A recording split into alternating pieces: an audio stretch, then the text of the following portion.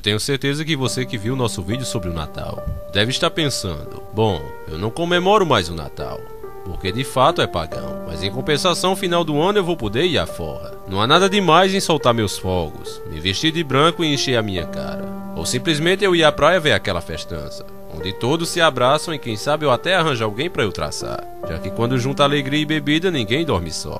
Infelizmente eu estou aqui para cortar o seu barato. A hora de saber a verdade sobre essa comemoração chegou. Você não vai ter mais a desculpa de que não sabia, pois agora chegou a hora de saber a verdade. Pois como bem disse nosso Salvador, conhecereis a verdade e a verdade vos libertará. Você vai ficar livre desse feriado. Nós já nascemos com os nossos pais e avós, até onde nossa memória consegue lembrar, comemorando todos os tipos de feriado. Passamos toda a nossa infância esperando ansiosamente para ganharmos nossos presentes.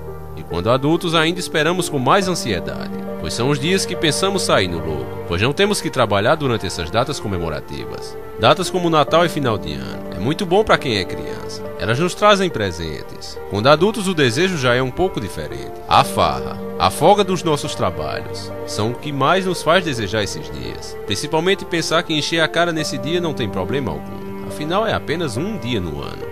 Se não tivesse envolvido nenhuma divindade, não teria problema nenhum. Mas o que essas datas realmente representam? Qual foi o verdadeiro intuito de quem as criou? E o porquê o fez? Para começar o nosso documentário, é preciso saber que a prática de comemoração do Ano Novo começou na Babilônia, ela mesma, a terra do pecado. Só por aí você já vê que não vem coisa boa por aí.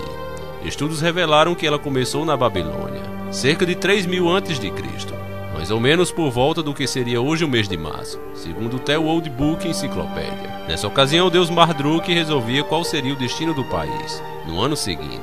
Aí você já vê de onde saiu a ideia de hoje, que no novo ano temos a chance de recomeçar. Aos poucos você vai entender por que temos que romper o ano de branco, comer alguns tipos de comida e outras superstições. O motivo disso é que é para agradar esse deus, que quando o povo se vestia daquela maneira, fazendo coisas que o agradava, faria ele determinar um ano mais generoso. Felizmente nos dias de hoje ninguém lembra mais dele. Como a história mostra, os deuses vão mudando de nome, e as pessoas, quando você pergunta o porquê de fazer isso ou aquilo, elas dizem que é para dar sorte. Você pode até dizer que hoje é o nome desse deus, sorte. A história desse deus é mais ou menos o que o filme da Arca de Noé, que mostrou um deus perverso e tirano. A versão do filme é praticamente a desse deus, Marduk ou Merodach, como é apresentado na Bíblia.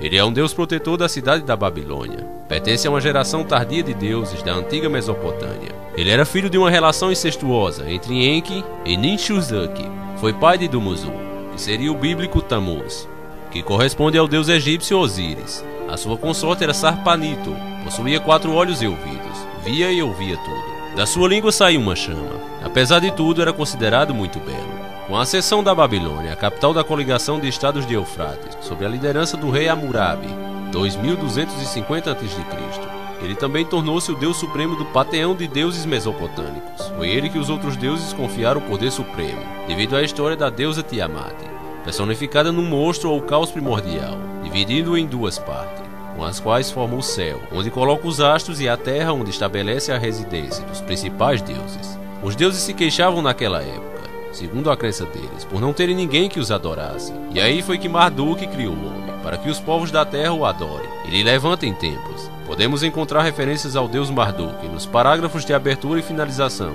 do Código de Hammurabi, o mais famoso código legislativo da antiguidade. Marduk é chamado de Merodach pelos hebreus. Isaías 39.1, Jeremias 5.2, 2 Reis 25:27. Marduk foi declarado por volta de 2000 a.C., deus supremo da Babilônia e dos 4 cantos da terra. Isso após vencer uma disputa entre os deuses pelo controle da terra. E a comemoração para esse deus pagão na Babilônia durava 11 dias. Tinha sacrifício em nome dele, procissões e ritos de fidelidade. Agora, mesmo sabendo de tudo isso, ainda as datas não batem. Eles comemoravam por 11 dias, e não eram no mesmo mês, apesar de ser para eles o novo ano que começou. De onde vem a data de 1 de janeiro? Ela nasceu em Roma em 46 a.C. O imperador Júlio César decidiu que seu povo não deveria mais comemorar o ano novo deles em março. Ele assinou um decreto determinando o início do ano agora em 1 de janeiro, adotando assim o calendário gregoriano. O porquê disso é que nesse dia era comemorado por eles o deus Jano, que de tão importante para eles, mereceu até a homenagem de ter o mês com seu nome, Jano, janeiro, O deus Jano era conhecido por ser o deus das origens, deus do dinheiro, deus da alegria.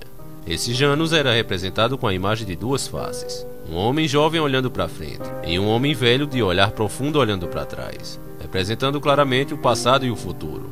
Eu chamo a atenção de vocês agora e faço uma pergunta. Será que a inspiração para se criar a imagem desse deus não foi dada pelo próprio Lúcifer? Como falei no nosso vídeo Angeologia Sem Frescura Parte 1, Lúcifer era um anjo querubim, conhecido por serem banhados na luz divina da sabedoria. A aparência dele era de 4 faces na sua cabeça. Para mim parece estranho que esse Janus seja descrito com 2 faces. Ainda mais quando lembramos do Cavaleiro de Gêmeos, dos Cavaleiros do Zodíaco. Esse era representado com 2 faces em cada lado do rosto. Uma tinha um riso sinistro e outra seria séria. No meio a face verdadeira, que ficava neutra. Saga de Gêmeos, o terceiro Cavaleiro de Ouro. Sofria de dupla personalidade, que é uma das características de Janus, que representava o bem e o mal, luz e escuridão, verdade e mentira, passado e futuro, e lua e sol. Algumas citações dos cavaleiros sobre o labirinto de luz e sombra. Quem assistiu vai lembrar bem do labirinto de luz e sombra, na passagem de Sei e seus amigos pela casa de Gêmeos. Gêmeos, o labirinto de luz e sombra. É como se a luz e a escuridão viessem até nós ao mesmo tempo.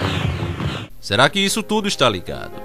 Algumas palavras do nosso idioma recebeu influência desse deus. Anel, anal, anos e ano, entre outras. Eu não posso dizer de certeza que realmente tenha sido por causa do deus, mas tudo indica que sim. O mito de Janus diz que ele foi o primeiro deus a ser mencionado nas cerimônias religiosas. Ele era adorado na época das colheitas, plantios, casamentos, nascimentos e sempre que acontecia algo importante na vida de alguém. Acreditavam que ele representava a transição entre a vida primitiva e a civilização, o campo e a cidade, a guerra e a paz, a infância e a maturidade. Enquanto ele foi homem como nós, segundo a mitologia grego-romana, ele teria nascido em Tessália, na Grécia. Ele teria se casado com uma rainha na qual herdou o trono após sua morte. O mito nos diz que ele conduziu seu povo a uma nova realidade, a um novo tempo. Por isso é tido por alguns como sendo o senhor da transformação. Em sua época ele trouxe desenvolvimentos científicos, criações de leis, aprimoramento do cultivo e as primeiras moedas correntes. Muitas mudanças foram implementadas durante seu reinado, trazendo para o Lácio um período de paz e prosperidade nunca visto antes. Ao morrer, Janus recebeu o status de Deus, devido à sua vida dedicada às transformações. Ele adquiriu assim a dualidade do Deus de transições, olhando tanto para o passado como para o futuro.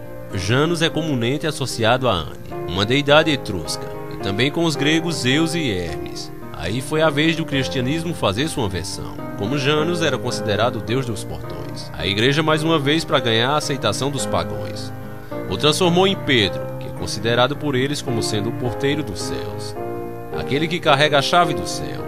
Se você não sabia de onde vinha essa história de Pedro com a chave, saiba que é daí. Não o Pedro foi criado por causa dele, mas sim a história da chave. Deixar isso aqui bem claro. Janus, janeiro como conhecemos, era o senhor dos portões. Seu símbolo também é uma chave que abre todos os portões celestiais. Janus é o deus da dualidade. Sua face era voltada para a luz e para as trevas, para o amor e para o ódio, para a felicidade e para a infelicidade, para a sinceridade e para a falsidade, para o bem e para o mal. Suas festas eram comemoradas com bebidas, comilanças, músicas, entre outras. Essa enciclopédia com esse estranho nome relata que em 1º de janeiro as pessoas se entregavam à interperança e às várias formas de superstições pagãs. Isso está muito presente nos dias de hoje. Por exemplo, você já viu as pessoas acenderem uma vela branca? Pois é, as pessoas faziam isso para Janus, uma vela vermelha para o lado velho e uma branca para o novo. E essa se mantém até hoje. Basta ligar sua TV ou dependendo de onde você mora, colocar a cabeça na rua para ver com seus próprios olhos as pessoas cantando ou rezando com uma vela branca na mão. Por exemplo, em algumas regiões da América do Sul, as pessoas saúdam o Ano Novo, apoiadas apenas no pé direito. Outras tocam buzinas e soltam rojões. Segundo o costume tcheco, come-se sopa de lentilhas no Ano Novo. A tradição eslovaca diz que se deve colocar dinheiro ou escamas de peixe debaixo da toalha de mesa. Esses rituais cujo objetivo hoje é espantar a má sorte e garantir a prosperidade, simplesmente são as antigas crenças de que a virada do ano é a ocasião para decidir os destinos. E é por isso que as pessoas fazem de tudo, gastam seu 13º salário, começam o ano endividadas, para conseguir as roupas, conseguir fazer aquela festa de comilança, para assim não atraírem a má sorte. Mas na verdade elas estão adorando esses deuses. Eu sei que já vem a pergunta, mas encarando, e os fogos de artifício que eu tanto gosto? Esses não tem problema.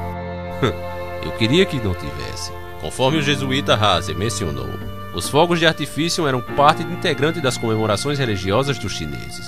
Os fogos de artifícios foram inventados pelos chineses para afugentar demônios no Ano Novo e em outras ocasiões comemorativas, explica a revista popular Mechanics. Desde os mais antigos tempos pagãos, as pessoas têm carregado tochas e feito fogueiras ao ar livre para a ocasião das grandes comemorações religiosas. Nada era mais natural do que acrescentar às festividades luzes de fogos de artifício, espetacularmente coloridas e que se movimentavam, declara Howard Verheiber em seu livro Feriados e Costume de Todas as Crenças. Pouco depois da adoção de fogos de artifício pelos cristãos nominais, foi designada uma santa padroeira para os fabricantes de fogos de artifício, o pai de Santa Bárbara. Ele prendeu-a numa torre e depois a matou porque ela era cristã. Ele foi atingido fatalmente por um raio, e por uma analogia mais extensiva, Santa Bárbara tornou-se a padroeira dos fabricantes e dos usuários de armas de fogo e de fogos de artifício, declara até Columbia Enciclopédia. E agora na nossa era moderna? Agora vamos ver as tradições do Ano Novo no mundo. O paganismo enrustido e disfarçado. Na Itália, por exemplo, o Ano Novo é a mais pagã das festas, sendo recebido com fogos de artifícios que deixam todas as pessoas acordadas. Dizem que os que dormem na virada do ano dormirão todo o ano e na noite de São Silvestre, santo cuja festa é conhecida como o último dia do ano. Em várias partes do país, 2 pratos são considerados essenciais: o pé de porco e as lentilhas. Os italianos se reúnem nesses locais.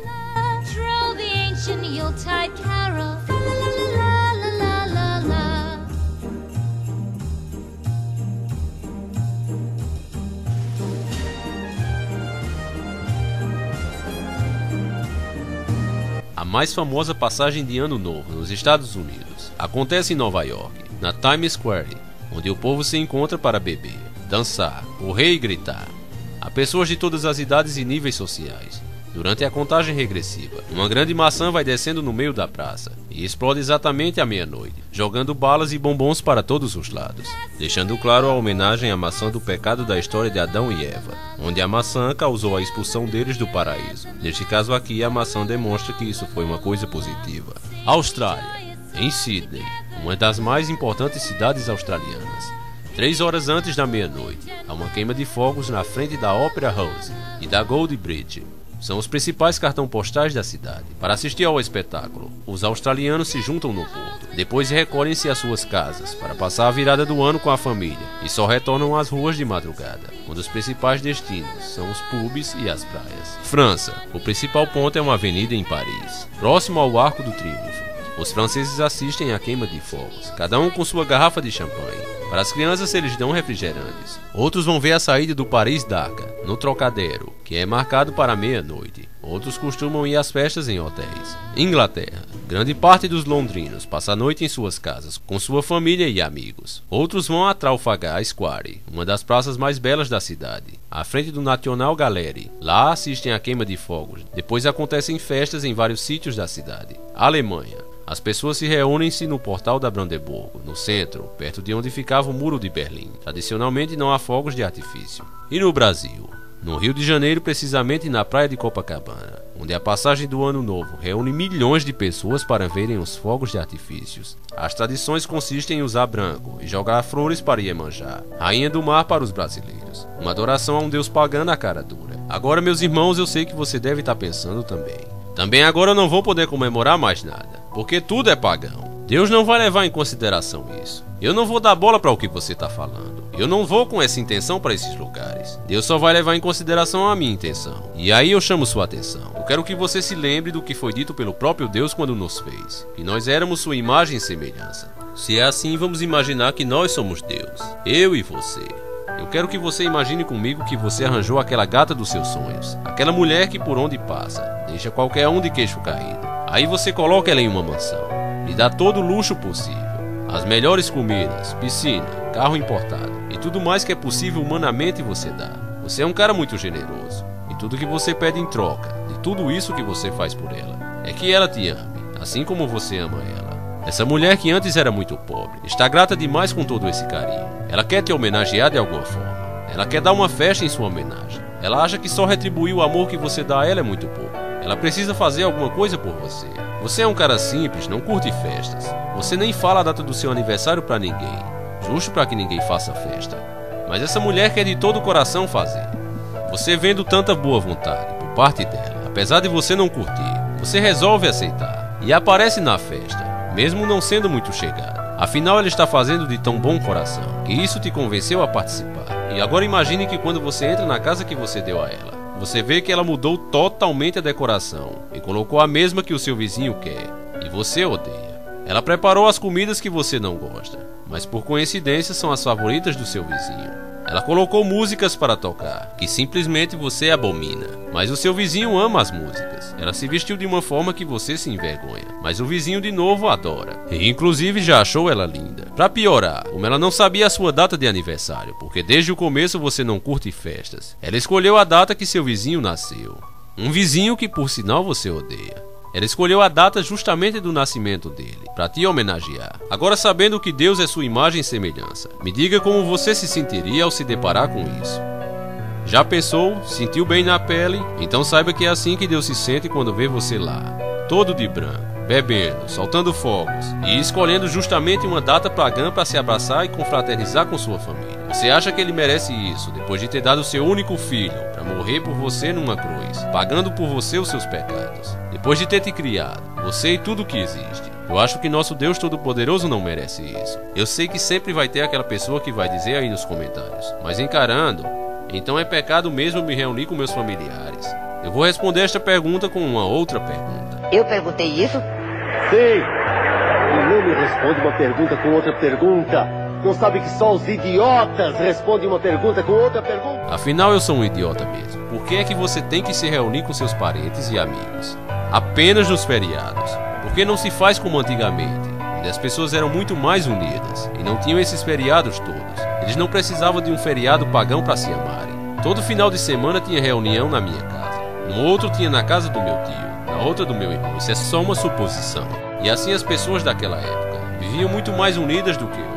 E não havia a mínima necessidade de um feriado para poder fazer isso. Todo dia é dia de agradecermos o que temos, fazer o bem a nosso próximo. Não é necessário de forma alguma um feriado pagão, mascarado de cristianismo para você fazer isso, meu irmão. Abra seus olhos. Esse é meu pensamento e minha dica para você. Peço a você que reflita. Estou postando esse vídeo hoje para que dê tempo de você dizer não a essa festa. Peço desculpas se você não concorda. Coloque aí a sua versão e o que você pensa sobre a festa. Como eu digo, eu não sou o dono da verdade. Tudo o que eu falo nos meus vídeos são baseados nas pesquisas. E é a minha opinião. Eu nunca disse que tudo o que eu falo é certo. Mas eu digo que tudo o que eu faço é de bom coração e com a melhor das intenções para vocês. Nosso vídeo acaba aqui. Ele que foi uma dica de Jonas Júnior, que recebe agora seu primeiro selo Pikachu de altíssima qualidade. Parabéns, garoto, já chegou arrasando. No próximo vídeo, finalmente terá o sorteio da lembrancinha do nosso canal. E finalmente você vai conhecer o que é essa lembrancinha. É uma coisa muito especial. Eu vou dar uma pequena pista a vocês. É uma coisa que apenas os cavaleiros usam. Bom, já falei demais. Aguardo vocês no nosso próximo vídeo. Por favor, irmãos, compartilhem esse vídeo. Faça com que mais pessoas tenham a chance de saberem a verdade e poderem assim escolher e saírem do engano, para que elas possam se libertar das armadilhas dos senhores do mundo. Conto com todos vocês, família, encarando o sobrenatural. Fiquem com Deus e até o próximo encontro. Sempre encarando o sobrenatural.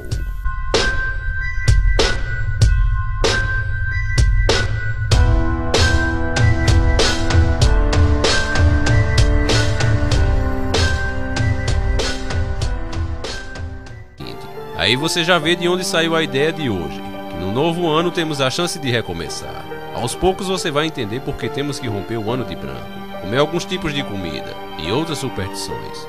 O motivo disso é que é para agradar a esse Deus, que quando o povo se vestia daquela maneira, fazendo coisas que o agradava, faria ele determinar um ano mais generoso. Felizmente nos dias de hoje ninguém lembra mais dele. Como a história mostra, os deuses vão mudando de nome, e as pessoas, quando você pergunta por que de fazer isso ou aquilo, elas dizem que é para dar sorte. Você pode até dizer que hoje é o nome desse Deus, sorte. A história desse Deus é mais ou menos o que o filme da Arca de Noé, que mostrou um Deus perverso e tirano.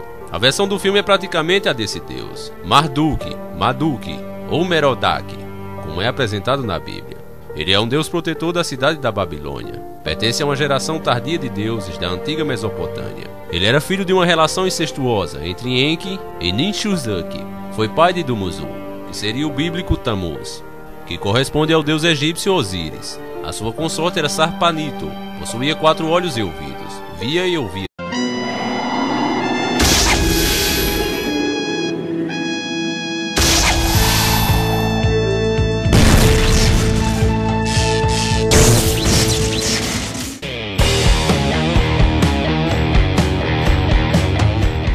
Eu tenho certeza que você que viu nosso vídeo sobre o Natal deve estar pensando: bom, eu não comemoro mais o Natal, porque de fato é pagão, mas em compensação, final do ano eu vou poder ir à forra. Não há nada demais em soltar meus fogos, me vestir de branco e encher a minha cara, ou simplesmente eu ir à praia ver aquela festança, onde todos se abraçam e quem sabe eu até arranjo alguém para eu traçar, já que quando junta alegria e bebida ninguém dorme só.